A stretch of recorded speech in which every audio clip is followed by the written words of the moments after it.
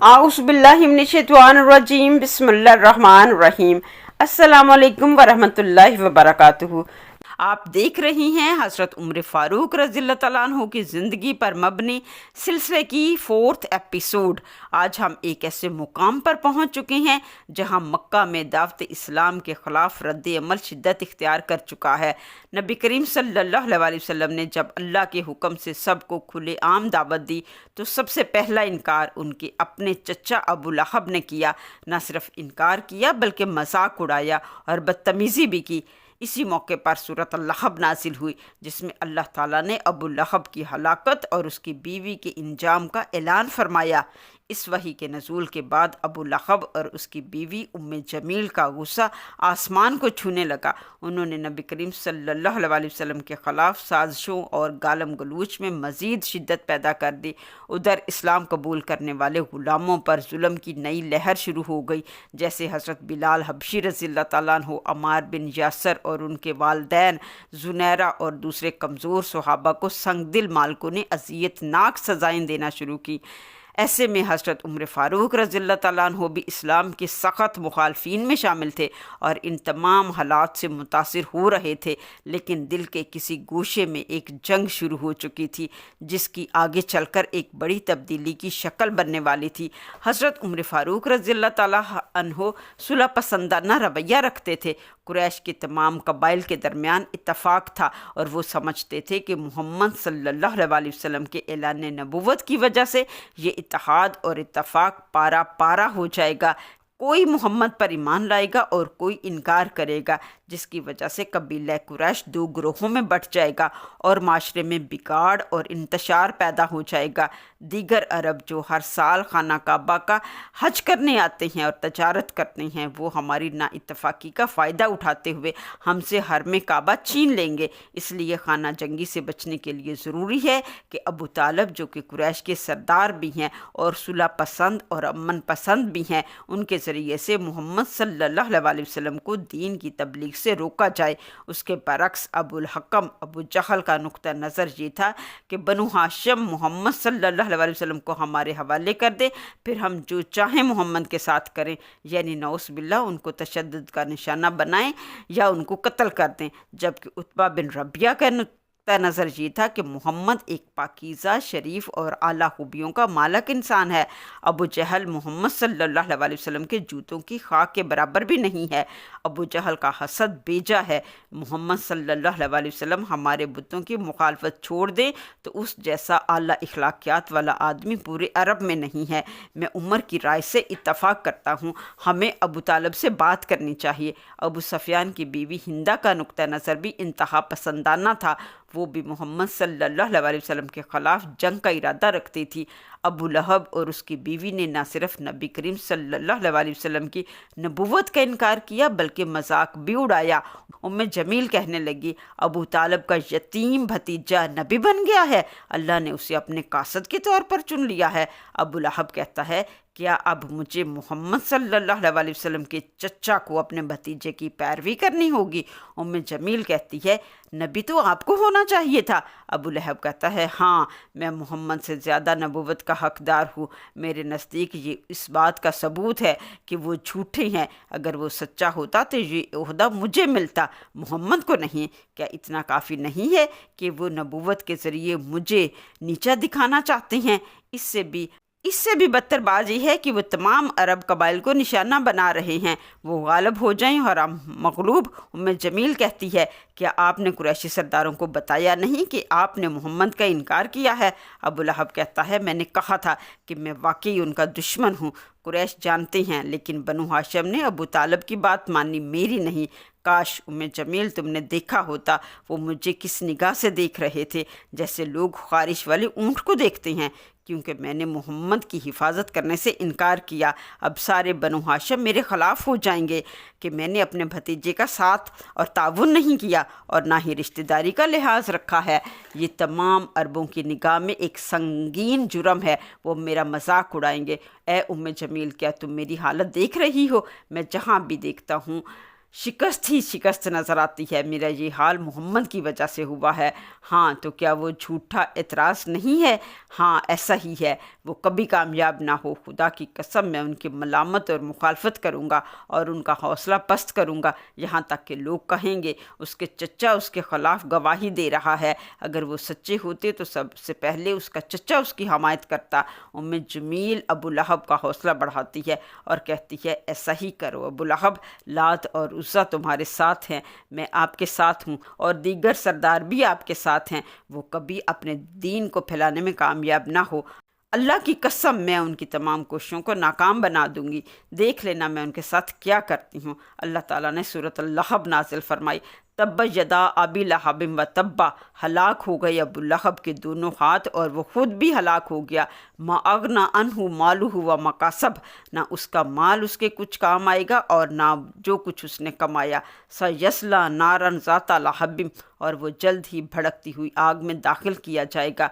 व अमरातहु हम्मालातल हतब, और उसकी बीवी जो ईंधन उठाया कर लाती है। फ़ी जीदिहा हब्लुम मिन मसद, उसके गले में खजूर की छाल की रस्सी होगी। अल्लाह ताला ने नाम लेकर अबू लहब और उसकी बीवी को उनके इंजाम से बाखबर किया। ये अल्फाज अल्लाह ताला की तरफ से बराए रास्त रद्द अमल थे अबू लहब की उस बदतमीज़ी पर जो उसने नबी करीम सल्लल्लाहु अलैहि वसल्लम के ऐलान नबुव्वत के वक़्त की थी। अबू लहब को अपनी दौलत और अपने मकाम पर बहुत गुम्मंड था, लेकिन अल्लाह ताला ने वाज़ेह फरमा दिया कि ना माल बचा सकता है ना दुनिया की इज़्ज़त। जब अल्लाह ताला का फ़ैसला आ जाए, अबू लहब का इंजाम जहन्नुम की आग है, एक ऐसी आग जो भड़कती और दहकती है और अजाब देने वाली होगी। ये उसकी दुनियावी दुश्मनी का आखिरी बदला है। अबू लहब की बीवी उम्मे जमील इस्लाम दुश्मनी में उससे भी आगे थी। वो नबी करीम सल्लल्लाहु अलैहि वसल्लम के रास्ते में कांटे बिछाती, झूठी बातें फैलाती और नबी को तकलीफ़ देती थी। दुनिया में वो शान और शौकत वाली थी, लेकिन आखिरत में वो जहन्नुम की आग में रस्सी से बंधी हुई होगी। ये उसके ज़िल्लत अमेज़ इंजाम की तस्वीर है। ये इबरत है हर उस शख्स के लिए जो हक़ का इनकार करता है। अबू लहब और उम्मे जमील इस सूरत के नाजिल होने के बाद और भड़क उठे। हज़रत उमर रज़ियल्लाहु ताला अन्हु एक दिन अपनी बहन फ़ातिमा के घर जाते हैं। फ़ातिमा का और उसके खामंद अबू सईद का हाल पूछते हैं। वो बताती है, हम ठीक हैं। उमर देखते हैं ज़ैद पहले ही फ़ातिमा के घर पर मौजूद थे, तो कहते हैं, ज़ैद आप अपनी बहन की मोहब्बत को मेरी मोहब्बत पर ज़्यादा तरजीह देते हो। ज़ैद कहते हैं, उमर की जगह कोई नहीं ले सकता। फ़ातिमा पूछती है, भाई उमर खाना लाऊं या पानी? तो वो मना कर देते हैं। ज़ैद और अबू सईद पूछते हैं, उमर कौम का क्या हाल है? उमर कहते हैं, सब की मंजिल एक है लेकिन राय मुख्तलिफ है। अगर कोई हल ना निकला तो कुरैश मगलूब हो जाएंगे। ज़ैद पूछता है, उमर आप वजाहत से बयान करें।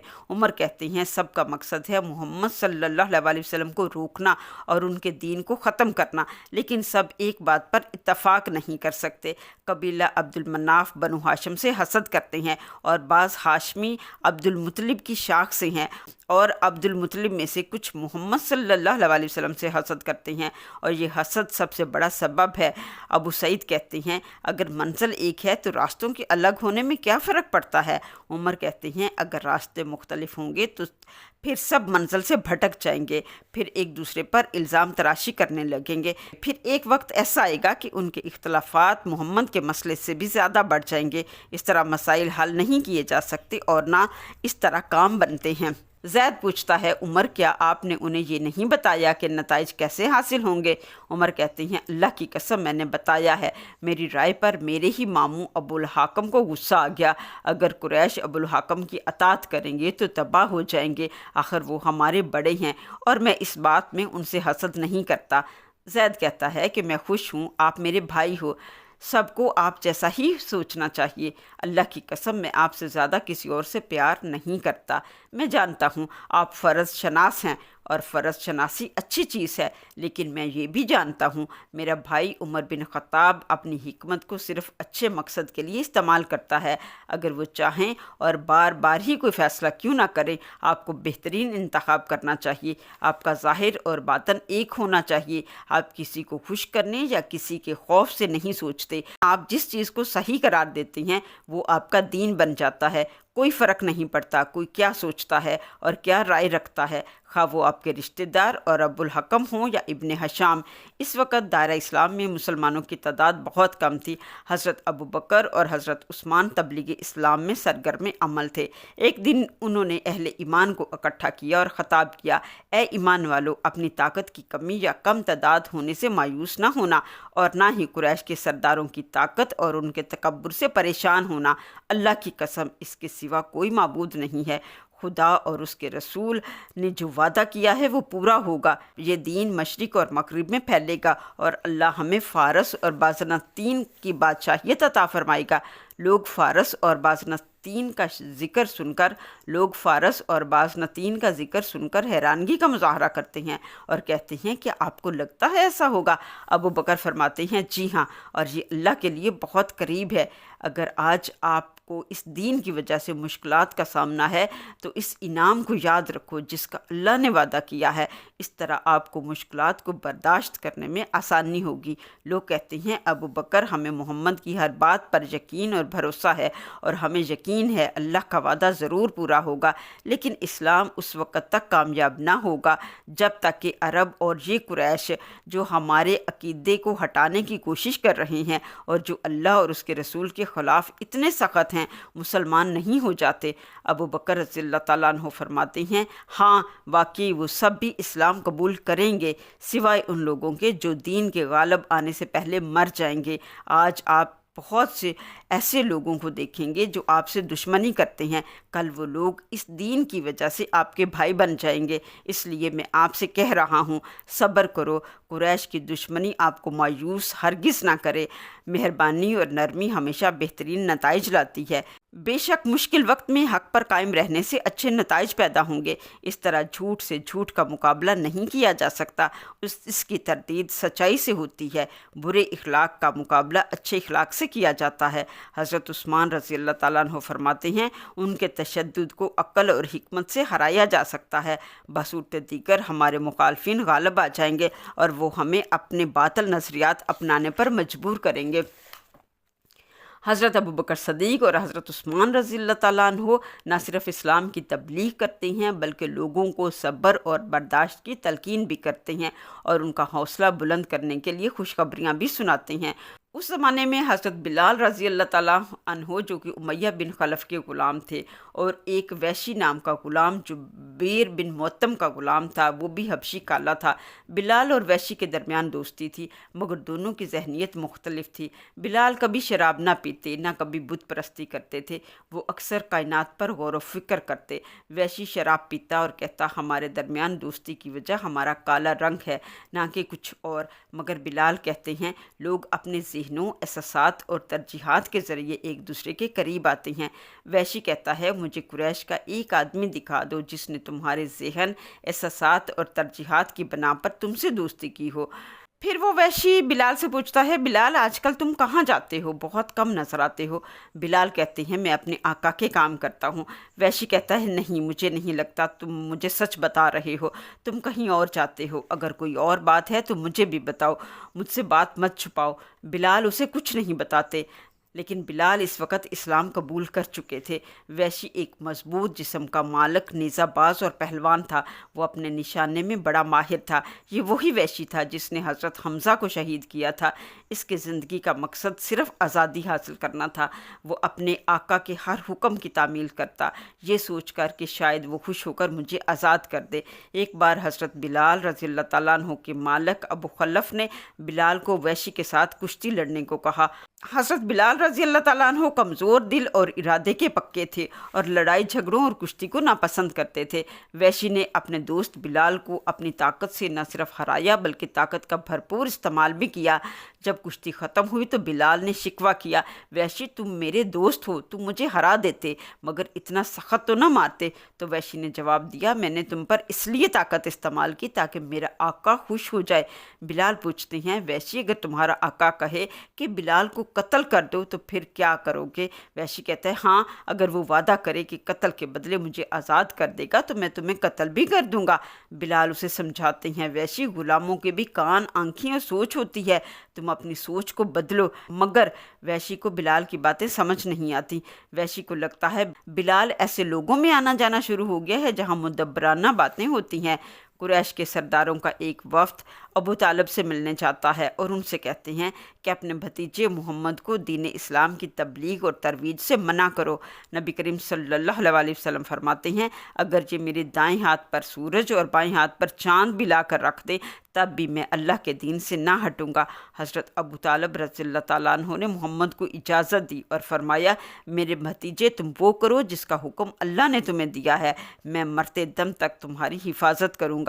कुरैश का ये वफ्द नाकाम वापस लौटता है। कुछ दिन बाद वो फिर हज़रत अबू तालिब रज़ियल्लाहु ताला अन्हु को मक्का के बाज़ारों में घेर लेते हैं और कहते हैं, हमने आपसे नरमी से बात करते हुए आखिरी बार अपना मामला आपके सामने रखा। आपने हमसे कुछ बातें कहीं और हमने ख्याल किया कि आप इस पर गौर व फिक्र करेंगे, मगर आपके भतीजे अभी तक भी अपनी बात पर कायम हैं और अपने दीन को फैला रहे हैं, और ये भी कि ज़्यादा से ज़्यादा लोग उनके साथ शामिल भी हो रहे हैं। अब तो कम अक्ल और कमज़ोर लोग भी हमें बेबस समझने लगे हैं। हमने आपसे कहा कि अगर ये काम आप नहीं कर सकते तो हम खुद कर लेंगे। हम दोबारा आपसे दरख्वास्त कर रहे हैं, हम बहुत ज़्यादा बर्दाश्त कर चुके हैं, अब हम इस सूरत हाल को मज़ीद बर्दाश्त नहीं करेंगे। कोई हमारे माबूदों और आबा व अजदाद की मज़म्मत करे और हमारे बुजुर्गान की तौहीन करे, ए अबू तालिब आपको उन्हें रोकना होगा, वरना हम उनके ख़िलाफ़ जंग लड़ेंगे यहाँ तक कि आप लोग पसपा ना हो जाएं। हज़रत उमर रज़ियल्लाहु ताला अन्हु भी इस ग्रोह में शामिल थे। वो अबू तालिब को देखते हैं मगर कुछ कहते नहीं। वो अपने भाई ज़ैद और बहनोई अबू सईद को बताते हैं, अल्लाह की कसम अहले कुरैश अबू तालिब के साथ नाइंसाफ़ी कर रहे थे। भला वो कैसे अपने भतीजे को उनके हवाले करेंगे? अगर उन्होंने ऐसा ना किया तो मैं उनके लिए एहतराम खो दूँगा। इखलाकी इक़दार का क्या बनेगा? रिश्तेदारियाँ कहाँ जाएंगी? क्या ऐसी इक़दार अरबों के लिए मुहस्सब बातें हैं? ज़ैद कहते हैं, उमर कुरैश अबू तालिब को मोहम्मद को रोकने के लिए कैसे कह सकते हैं? उमर कहते हैं, अगर अबू तालिब ने ऐसा ना किया तो वो अपनी इज़्ज़त खो देंगे और हमेशा के लिए उनकी मज़म्मत की जाएगी। ज़ैद कहता है, भाई उमर, जब भी मोहम्मद का और उनके दीन का जिक्र किया जाता है आप तैश में आ जाते हैं, यहाँ तक कि मुझे गुमान होता है कि आप किसी दिन नाउज़ुबिल्लाह उनको मार ना डालें, जबकि कौम मोहम्मद और हाशमियों के साथ जंग का सोच रही है। आप अपनी ही कौम पर तनकीद कर रहे हैं, आप क्या चाहते हैं? उमर कहते हैं, मैं इखलाकियात और दियानतदारी का मुजाहरा कर रहा हूँ। मैं उनके नज़रिए पर इसलिए तनकीद कर रहा हूँ क्योंकि मैं मोहम्मद सल्लल्लाहु अलैहि वसल्लम से दुश्मनी रखता हूँ। वो कहते हैं, मोहम्मद ने हमारे मज़हब पर तनकीद की है, हमारे बुज़ुर्गों की तौहीन की है और हमारे दरमियान तफ़रक़ा पैदा किया है। ये सब सच है, इसलिए हमें बनु हाशिम के ख़िलाफ़ खड़ा होना चाहिए। फिर हम अबू तालिब को अपने भतीजे को छोड़ने पर आमादा करने की कोशिश कर सकते हैं। जब उन्हें पता चलेगा कि ये अरब रवायात के ख़िलाफ़ है और इन इखलाकी इक़दार की जिनकी वो तारीफ़ करते हैं, वो मोहम्मद के पैगाम को कबूल नहीं करेंगे और ना ही अपने आबा अजदाद की रवायात पर कायम रहेंगे। जो ये समझता है कि वो अपनी इखलाकी इक़दार से समझौता करते हैं, वो यकीनी तौर पर तबाह हो जाएंगे। हज़रत उमर फ़ारूक रज़ियल्लाहु ताला अन्हु का नुक्ता नज़र ये था कि हज़रत अबू तालिब रज़ियल्लाहु ताला अन्हु को चाहिए कि वो मोहम्मद को दीन की तबलीग से रोकें। अगर उन्होंने ऐसा ना किया तो मक्का में बहुत ज़्यादा इंतशार पैदा हो जाएगा और कुरैश का कबीला भी बदनाम हो जाएगा और पूरा अरब उन पर गलबा हासिल कर लेगा। लिहाजा ये अबू तालिब की ज़िम्मेदारी है कि वो अपने भतीजे को रोके। नेक्स्ट एपिसोड में हम जानेंगे अब्दुशम्स का बेटा हुज़ैफ़ा इस्लाम कबूल कर लेता है और अपने ग़ुलाम को आज़ाद करके उसे अपना वारिस बना लेता है, और दारुल नदवा में होने वाली मीटिंग से के अहवाल को जानेंगे। हमारी नेक्स्ट एपिसोड का इंतज़ार करें। चैनल को सब्सक्राइब करना और शेयर करना ना भूलें ताकि इल्म की रोशनी घर घर पहुंच सके। मिलते हैं नेक्स्ट एपिसोड में, तब तक के लिए अल्लाह हाफिज़।